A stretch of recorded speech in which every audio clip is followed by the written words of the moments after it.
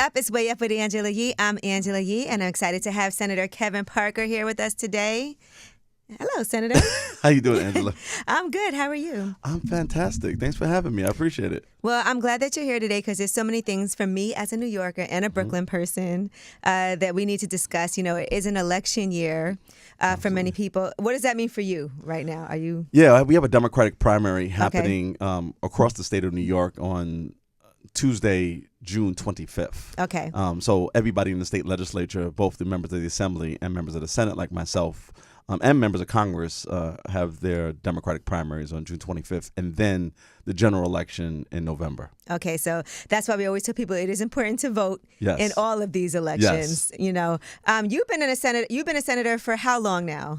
Only 21 years. 21 years.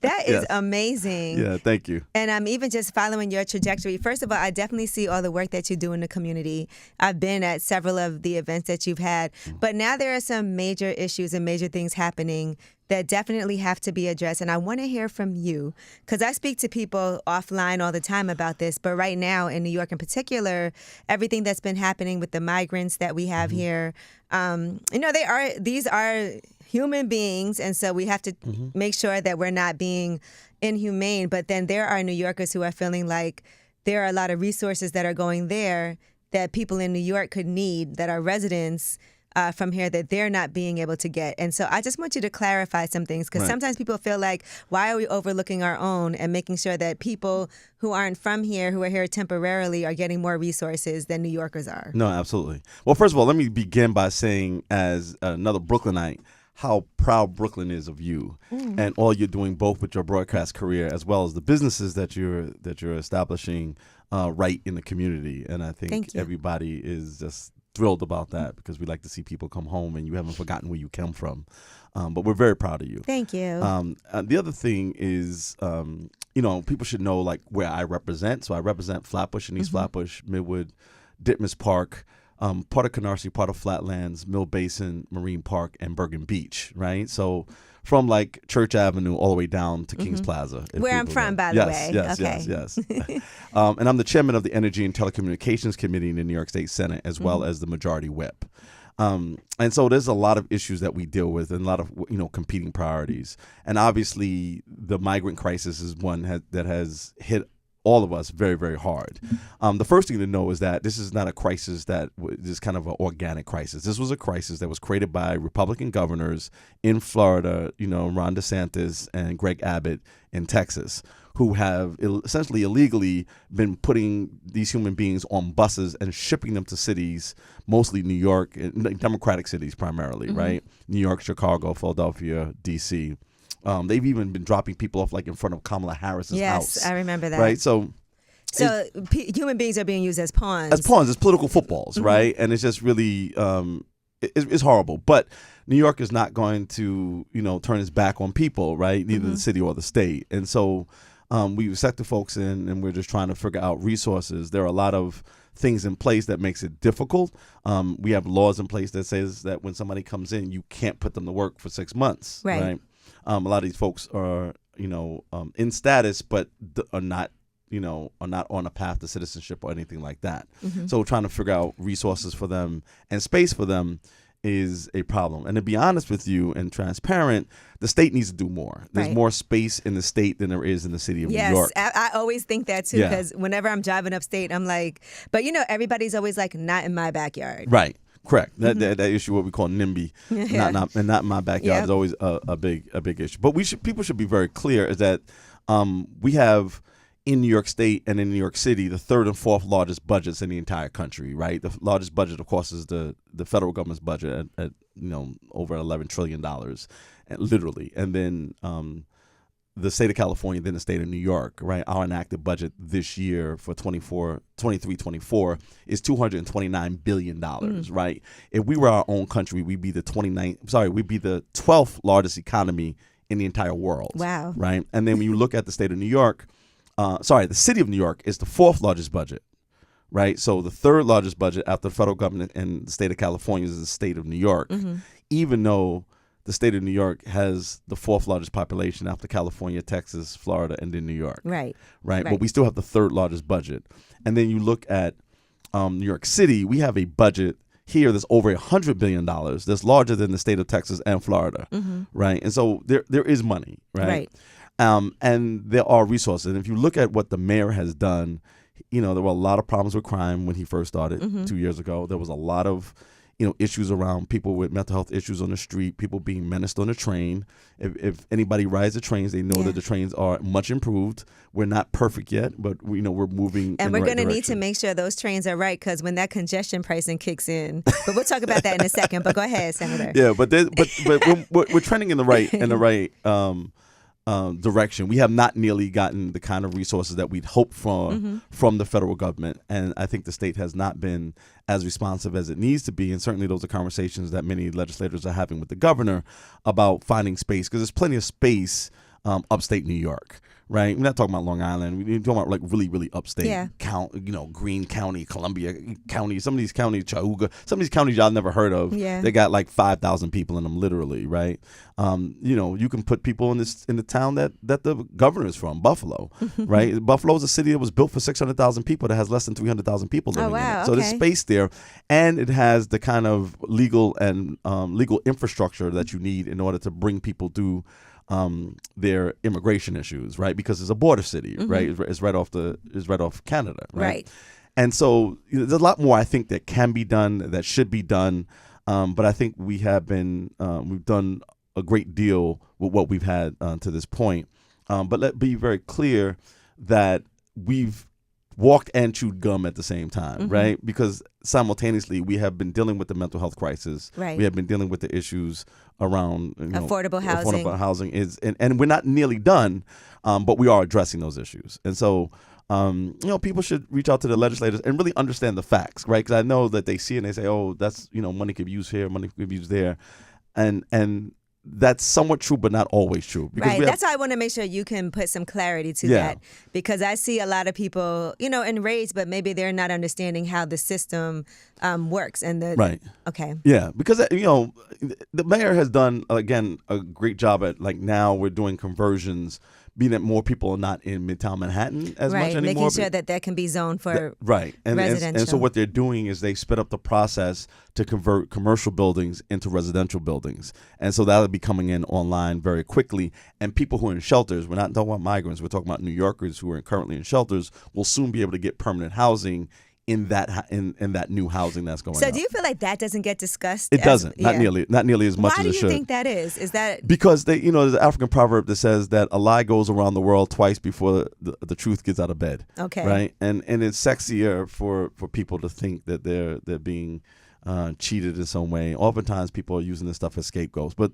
be clear that the state of New York and the city of New York is working very hard on behalf of the people who have been living here, and simultaneously trying to make sure that there's a humane response to migrants and other people who come to our city.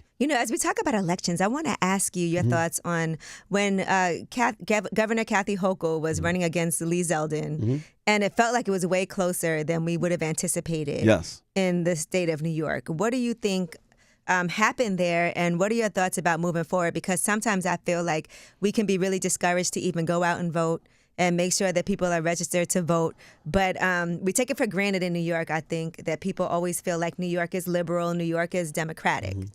Well, first thing, I think that people have to stop looking at politics as an event and look at it as a process and not just show up on election day, right? People have to get involved in their community boards, right? I think people should start where they are. If you live in an apartment, you should be involved with your tenant association. If you live in a house, in your block association or civic association. If you're involved with a church, mosque, synagogue, temple, that you should find a ministry that speaks to you and get engaged there. Get involved with your community board or the precinct council or on the board of a nonprofit organization that's serving your community. Those are all ways to be engaged in the process, right? And I think that's where we really need to begin with. And I think there was a good democratic process small d democratic process in the context of the last election. And I think that you're right when you look statewide, there are both Democrats, Republicans, but there's a lot of, what we call, blanks, people who are not, signed up in either party, right? And I think that the governor was the former lieutenant governor. A lot of people didn't know her. I think that, again, I'm gonna keep it a buck, as we say in Brooklyn. Please, yes. And she frankly didn't make it out into our communities in the way that she should have during the period that she was running. Mm-hmm. And I think people need to understand that, the most of the votes in the state of New York, particularly Democratic votes, are in the city of New York. Right. And the base of the Democratic Party are Black and Latino women. And unless you're coming to the place and coming to our churches and coming to our communities and talking to those people directly, they're not going to just come out and throw their votes after you. Mm-hmm. African Americans in particular are tired of being used as a political booty call. And, and just coming to us the last week, when you behind is no longer sufficient. And, we're professionals and we work hard and we're working families and we want to hear what you have in store for us. Right. And the fact that you're just a Democrat and this other person is a Republican is no reason for us not to vote for that person, right? Right. Or come out to vote, period. Because if we don't like either one of you, people will just stay home. Yeah, they'll be like, I don't want to. That's right. And so I think, I've warned white Democrats across the state of New York various times that you cannot continue to take Black and Latino voters for granted. And I think that was part of the dynamic early in the governor's administration. I've said that to her directly. I've said that to her staff. And I think that you saw that in the outcome of the election. And hopefully she will have learned her lesson and she'll do a better job at engaging these communities early on before she has a challenger for her reelection. Another major thing, and I know this is something that you are definitely a proponent of, is talking about what can we do for the climate, right? Mm-hmm. To make sure that as the climate is changing as it has been, some people will deny it and act like it's not because of man. But what are some initiatives here in New York? Because I know, like, for instance, I'm working on my house and I have solar panels, but that's not a cheap thing, right? To be able to install and to make sure that even, like, I live in a landmark area. So you have to make sure when you install it, you can't see it from the street. And there's like a lot of different rules and regulations. Mm-hmm. So what are some things that are being done to make sure that people have incentives financially to even want to make sure that they're going green? Yeah. First of all, climate change is real. Yeah. And this is going to be a real problem. It already is. Yeah, we see it. Yeah, they say Manhattan's sinking. Right. Well, we're getting, the bigger problem is we're getting 200-year storms every other year now. And so that's going to be a real problem. We had our first snowstorm in like 2 years. Right. Yeah. And last summer was the hottest summer on record. Period. Mm-hmm. Right.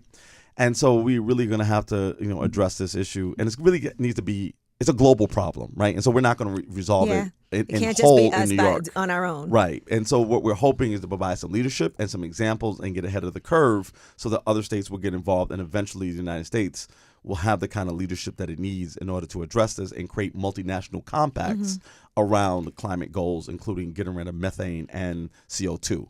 That being said, is that about 5 years ago, we passed something in the state of New York called the Seale CPA, the Climate Leadership and Community Protection Act, which is the most ambitious climate goals in the entire country.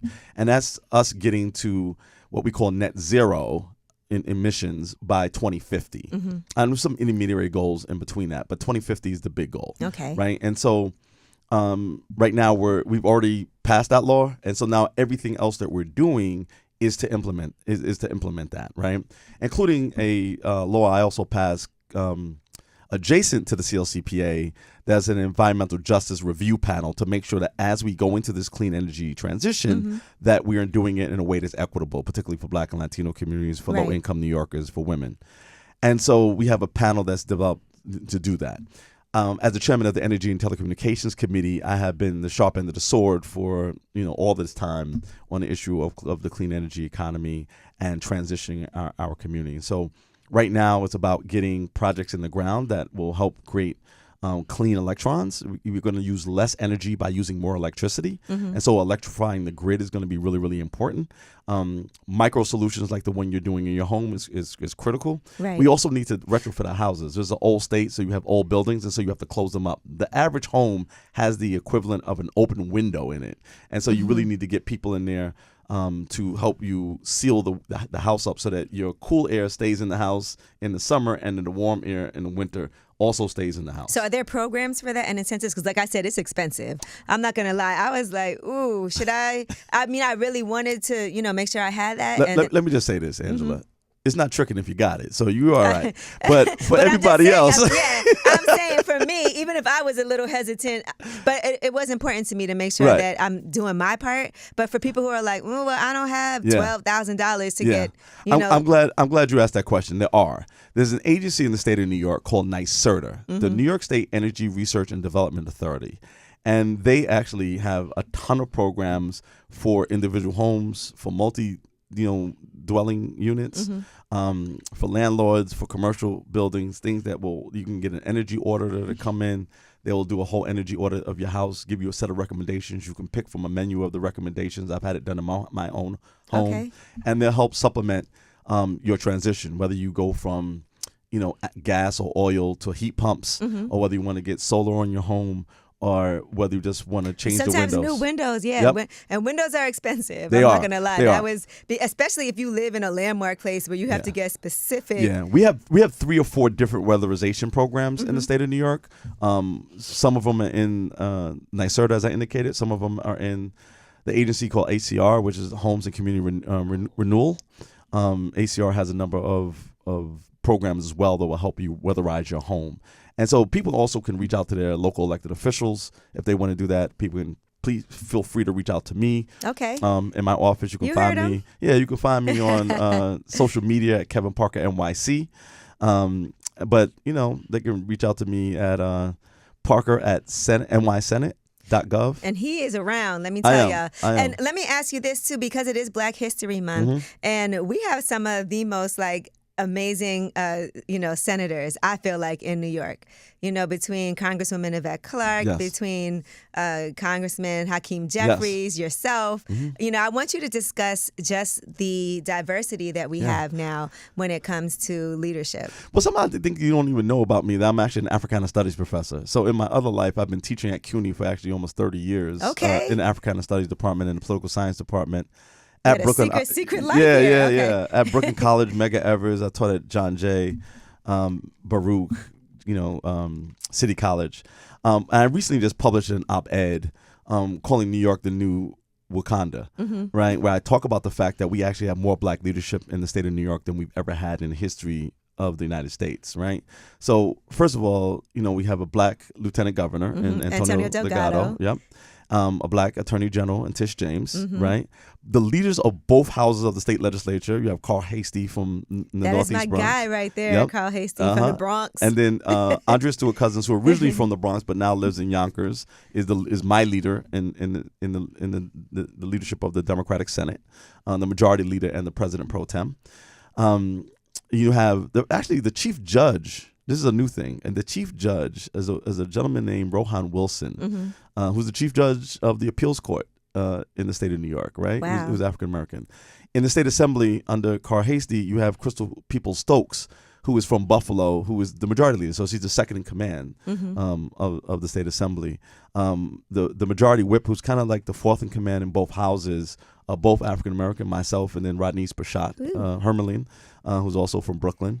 You look at the city council, and you have Adrienne Adams, who's the speaker of the city council, first Black woman to ever be speaker of the city council, a Black mayor, and of course, Eric Adams. You have the second in command in the city, Jemani Williams, who's the public advocate. You have 2 of the borough presidents, right? And it's not a game here in New York. Yeah, Vanessa Gibson and in Queens, Donovan Richards. Okay.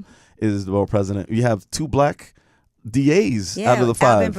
Alvin Bragg in Manhattan. And then you have Darcel Clark in the Bronx. Right. And so you have, big leadership. I think Black women leading in a major way with Vanessa Gibson and Darcel Clark, both in the Bronx. And in Brooklyn we have, I'm gonna give my honorary mention because he's Puerto Rican. He's still a brother. Eric Gonzalez is my guy. He gets a nod. Yeah, he gets a nod. Yeah. And then in the state legislature, we have a Black, Puerto Rican, Hispanic, and Asian caucus, which has almost 60 members in it, which is the largest it's ever been. Right. And this is all representative, and this is what it should be, of the people who make up, That's right. who you govern. Last point, we have more Black women elected to the state legislature than any other state legislature in the history of the United States. That's in amazing. this very moment in New York. That is incredible. You know, I got to ask you, what made you decide 21 years ago that you wanted to be a senator? Well, it started actually before then. I actually grew up in public housing, right? So I actually grew up first 10 years of my life in the Bushwick houses. And I used to get bused to school. And my mother used to tell the story that when I was like 7 or 8 years old, she picks me up from school one day, and I tell her that I want to be president of the United States because I want to change the way that Black people live. Most of my family lived in various public housing across the city. My grandmother, most notably, lived in Kings Walk in Brooklyn, and so, you know, it kind of was always a thing that I just had in my mind. I told my mother I wanted to be president. She says I probably need to be a lawyer because most presidents are lawyers, thinking that minimum should get a lawyer out of the deal. Not at all. Not at all. Not at all. So I never went to law school, but I always kind of had this idea that I wanted to be elected. Went to Penn State University, got a degree in public policy, got a master's degree in urban policy and management from the New School for Social Research. Was a New York City urban fellow, worked for a woman named Ruth Messenger when she was the Manhattan Borough president. Worked on Una Clark's first campaign. Una Clark is Yvette Clark's mom, Yep. So Mama Una. And worked for Nick Perry, who is a former assemblyman who is now the U.S. ambassador to Jamaica. Worked for him for a little while. And so it kind of came up the ranks. So you put your work in before that. Work like a slave to become the master. And so, you know, it was just kind of a natural transition. Also in my community, all the things that I'm telling you that we should do in our communities, I did. I served on community board 17. I was a member of the 67th Precinct Council in my community. I was on the board of NHS of Brooklyn. I was on the board of Nazareth Regional High School for a number of years. And so the combination of my policy interests and my activism in the community gave me an opportunity to elevate my service. And I ran for the city council in 2000. And actually, the election day was actually 9/11. Oh, wow. And they had to reschedule it. Oh, my goodness. They rescheduled it for 2 weeks later to September 25th. The election didn't quite go the way I hoped, but then, you know. But that was a really unique situation. It was. But, you know, it's all in God's plan because they redistricted in 2000 also. They drew a brand new state senate district. The state senate at that time went from 61 members to 62 members. My district was the 62nd district. I lived there. People said, you know, you ran a great race for city council. You should run for Senate. And I got everybody who didn't support me for the city council who supported me for the Senate. I always feel like this is so true. When people run for office, even if you don't necessarily win your first election, that is a great setup to keep pushing forward and do what's coming next. Because sometimes people feel like, oh, I lost. You know, that's the end of it. But sometimes there's a bigger purpose, too. That's right. Sometimes a setback is a setup for a comeback. And so for me, it definitely was. And so I've had the honor of representing the 21st District for 21 years in some, you know, kind of formation or another. When people feel like there should be term limits, what are your thoughts about that? Sometimes people are like, oh, well, this person's been here for so long.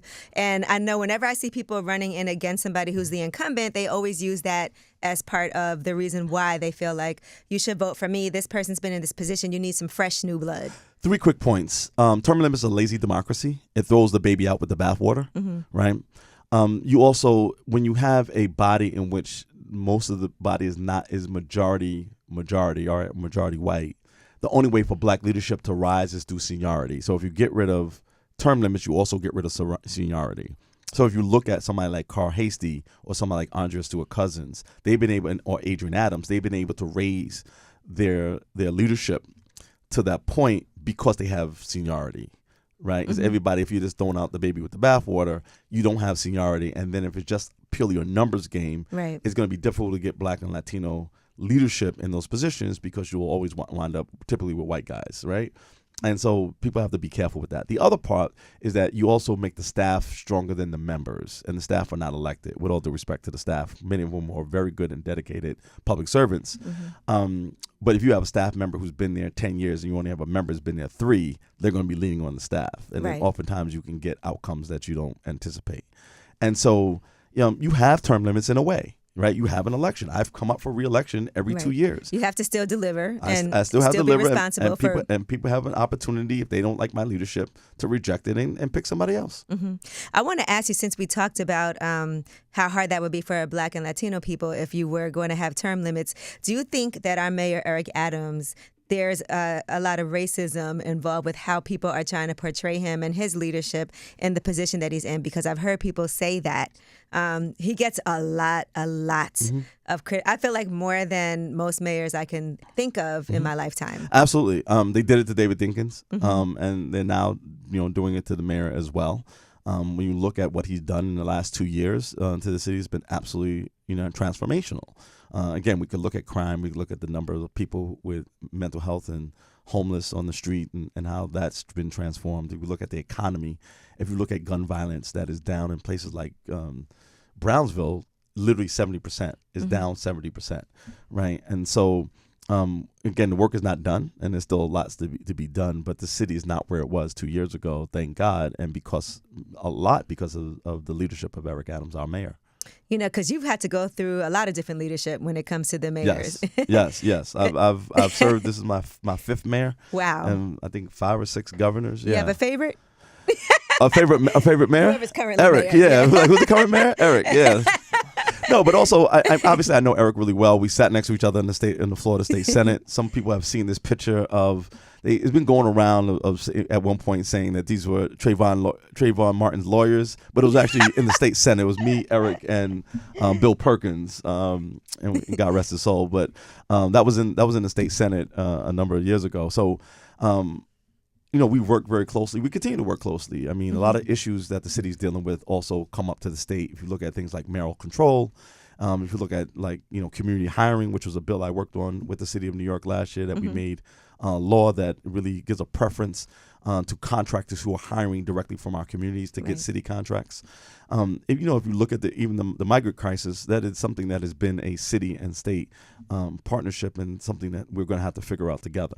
And so we continue to work together. I continue to be very proud of what he does and think that he's working hard, and agree with you that he's certainly not getting the kind of honeymoon that Michael Bloomberg, for instance, had for 4 years. Right. Well, yeah.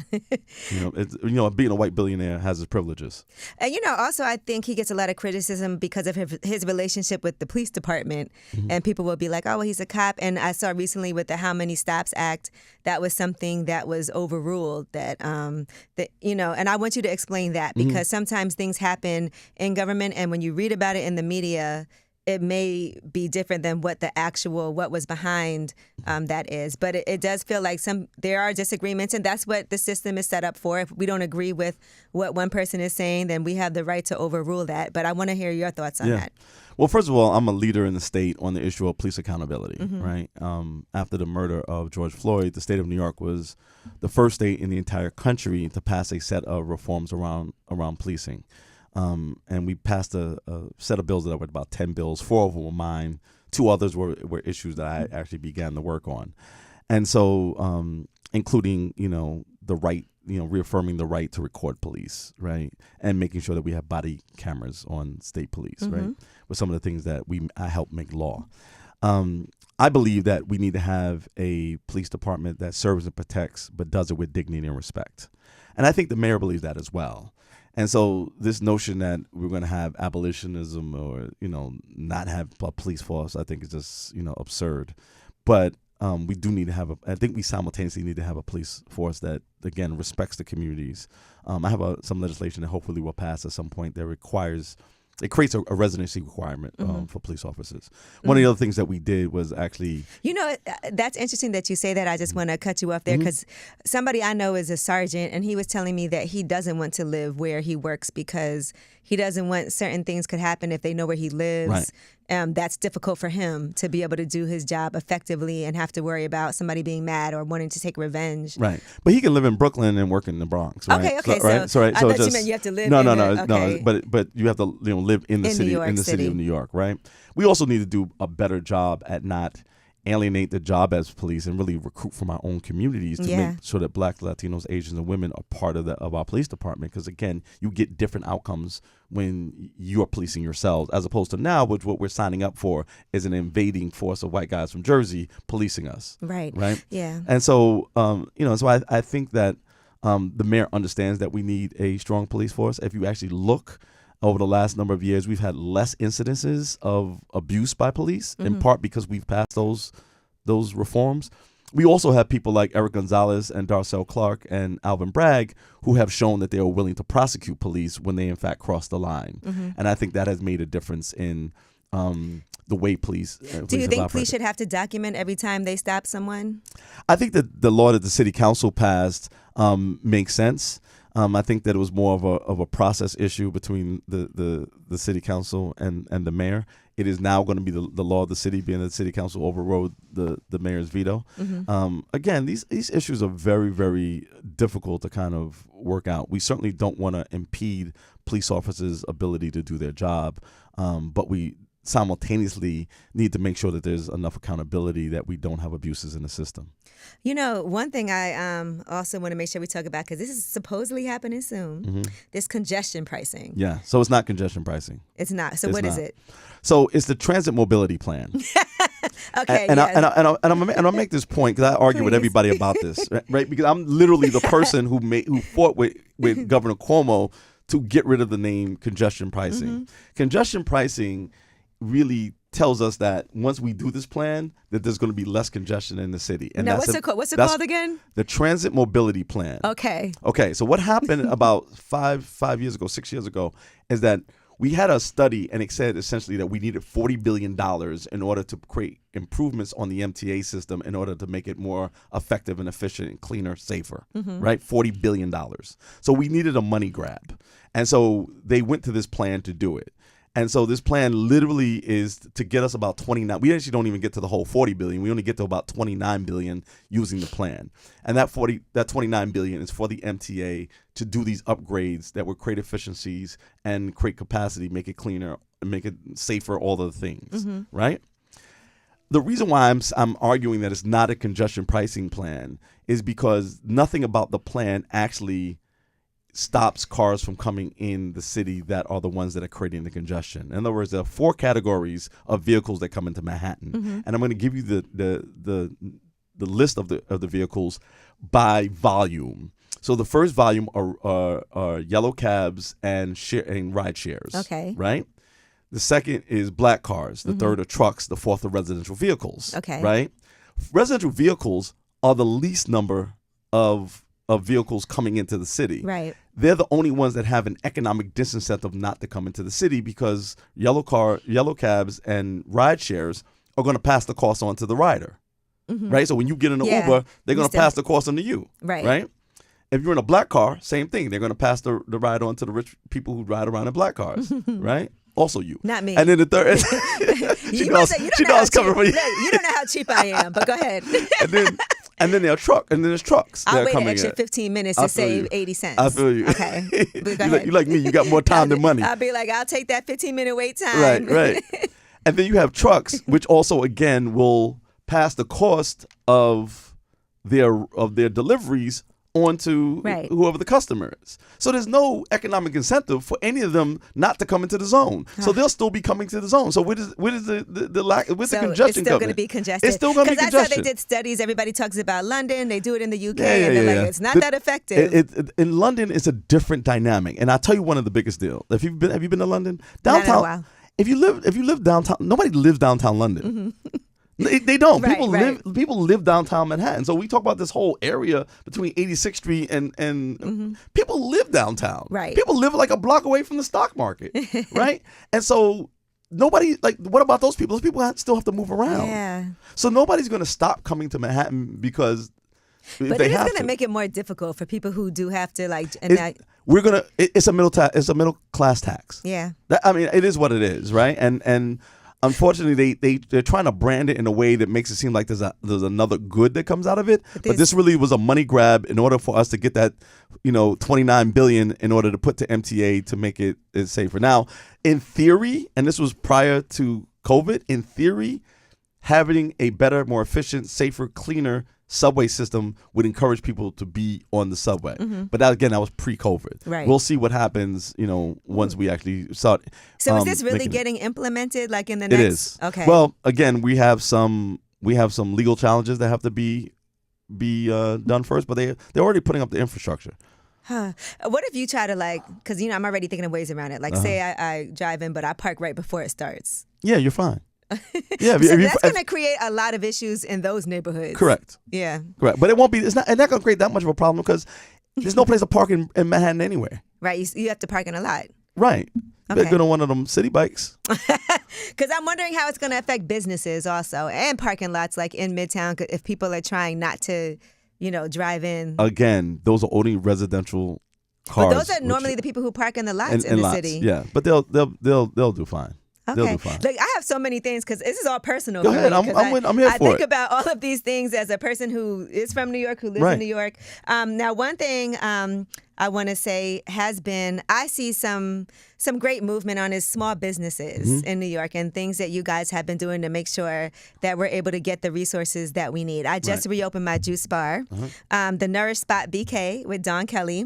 So shout out to Dawn Kelly. She has a Nourish Spot in Queens. And just last week we reopened where I used to have my juice bar. Now we have one together. Yep, I just met Dawn. Oh, you did? Yep. Good. And so we had to work really hard to get everything, like all of the everything done that we needed to get the inspections to make sure that we pass. And they definitely worked with us to get that done. So I just want to talk about small businesses because that is kind of the heart of New York and what drives the economy too. That kind of is the heart. I mean, this city is a city of small businesses, right? Everywhere you go. People a lot of times who don't live in New York think of New York as Manhattan, but that's not where people live. Right. People work here and do business here in the Midtown Manhattan, but people live in Brooklyn and Queens and the Bronx, right? And a little bit in Staten Island. We ain't gonna leave them out. Well, don't hit the Staten Island. And so when you talk about small businesses, they literally are the heart and soul of our communities because that's literally where we're spending the vast majority of our money and our time. And so you have a lot of organizations like the Brooklyn Chamber of Commerce. Who they came out for yes, our opening. Thank you so much to Brooklyn Chamber of Commerce. And so, organizations like that and also the New York City Small Business Administration under Commissioner Kevin Kim, who's been working really, really hard. Thank you, Commissioner Kim. To making sure that people have access to the resource. And then we're speeding up the process. Right. A lot of the burden on small business has been an administrative one. And I think that the Adams administration, led by Commissioner Kim, has really spent a lot of time and a lot of effort and has been intentional about trying to cut the red tape and create, opportunities for small businesses to thrive. Yeah, because we get really nervous when it's time for a surprise inspection. Yes. And so it's fortunate now because sometimes it's a little thing that can lower your grade, but they give you some time now to fix whatever it is, minor things so that you can actually not work. Because I know I see that B or that C in the window, and I'm like, oh, I don't know if I can go in here. But it could be something really, like minor that could be causing that grade to happen. And that does affect a business. It does. And then also, a lot of businesses also are not getting the kind of help that they need around getting contracting, right? So yours is more of a retail business, but there are a lot of small businesses that have access to contracting. And the Women and Minority Business Enterprise Program has been another success that we see both on the state level, but also on the city level with the mayor. In fact, I went to an event last week where him and my good friend Mike Gardner, who used to be at the MTA, now is the diversity czar in the city and has really been. I just met him too. Yeah, my mom was like, Mike Gardner's going to be there. Yeah. So my mom works for New York City Transit. Right. Yeah. So they know each other from there.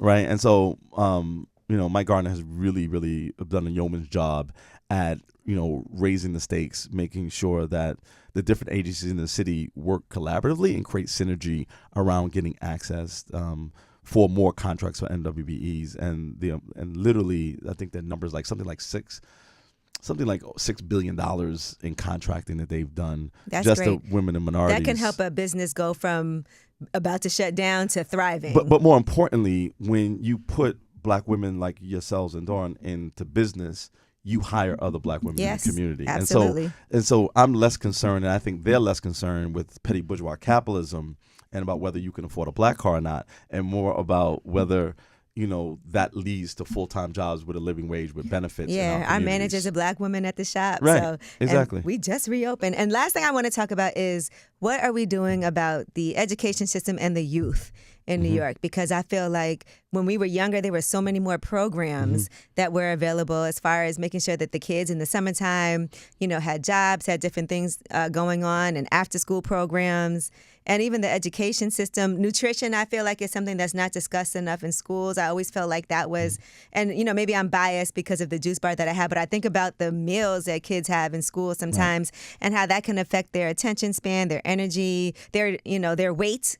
Even, and they're healthy. Yeah, so I want to talk about some things that are being done in the schools. I always hear, they cut the budgets in the education system in New York. But I read things, and depending on where you read things, you don't know what's true and what's not. So I want to get it straight. Yeah. So initially in the mayor's budget, there was a cut that he's now reversed on.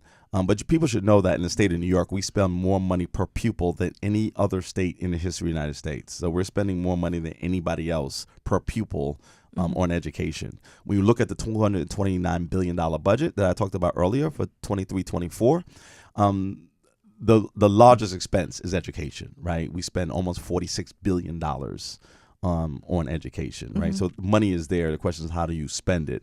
And I think under the leadership of Mayor Adams and Chancellor David Banks, that we're seeing a transition in what's happening in schools.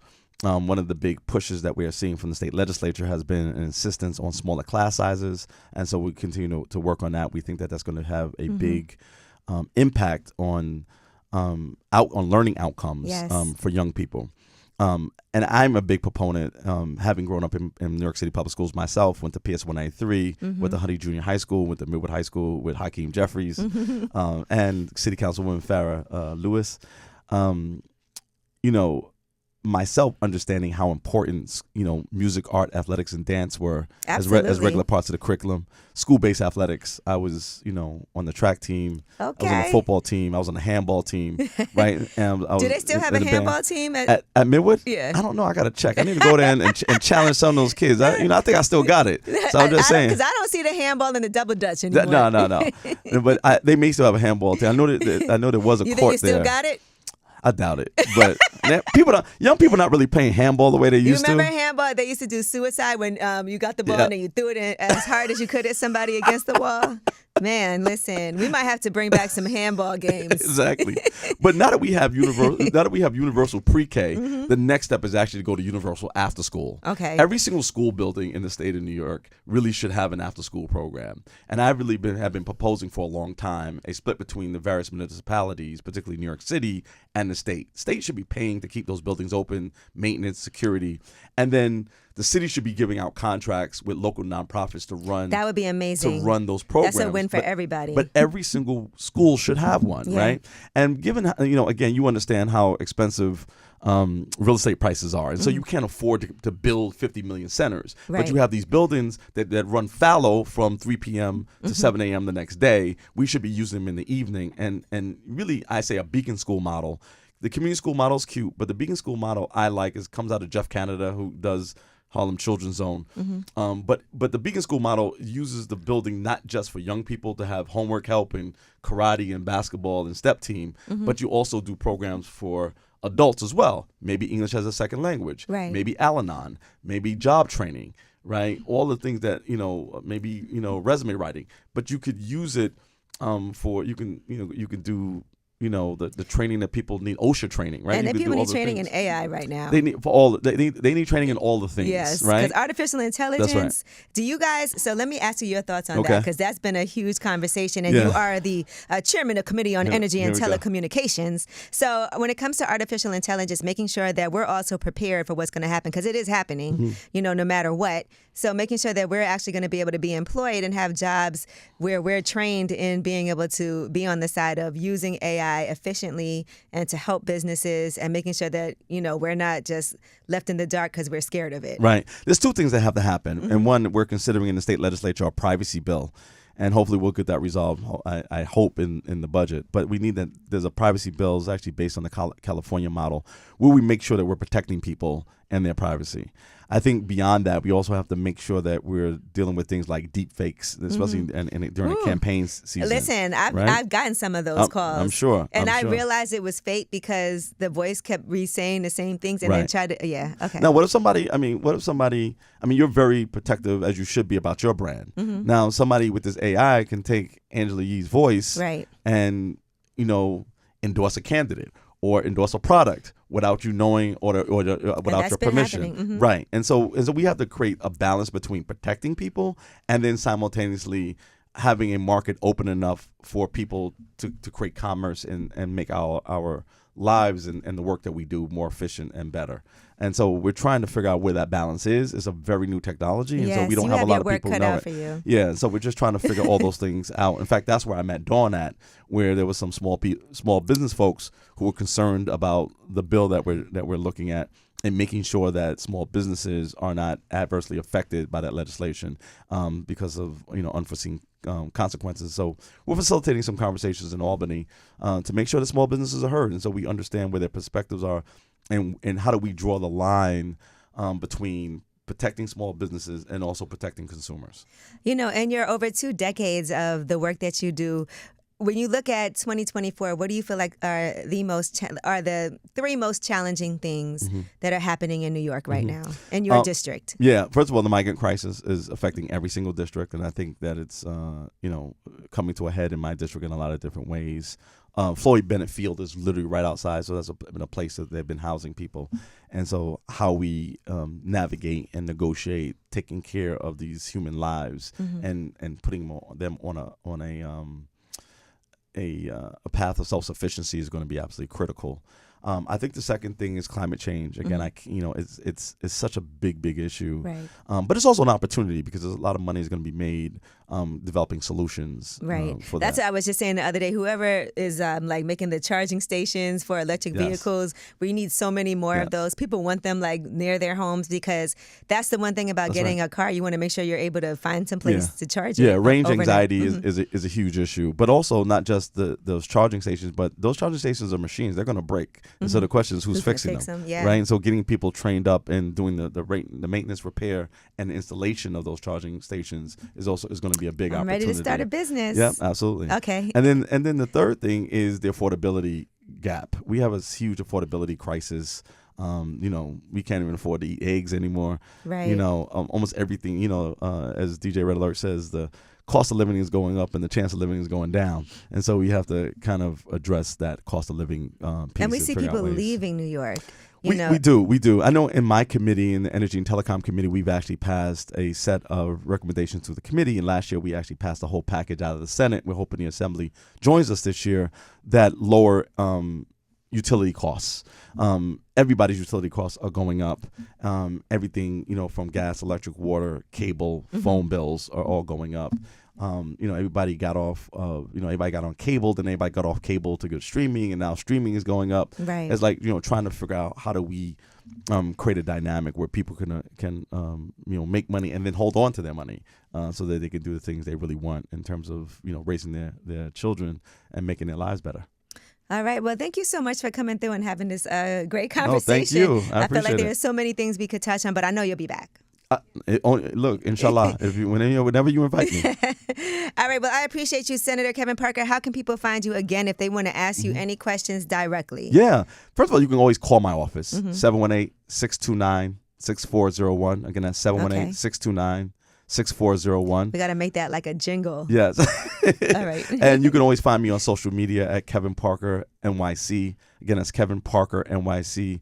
And you can email me, parker@nysenate.gov. That's Parker at nysenate.gov. And we can show up at the office too, right? Yeah, just pull up. You can. I've seen people do that. Pull up. I'm there. All right. Well, thank you so much, Senator Kevin Parker. No, thanks for having me.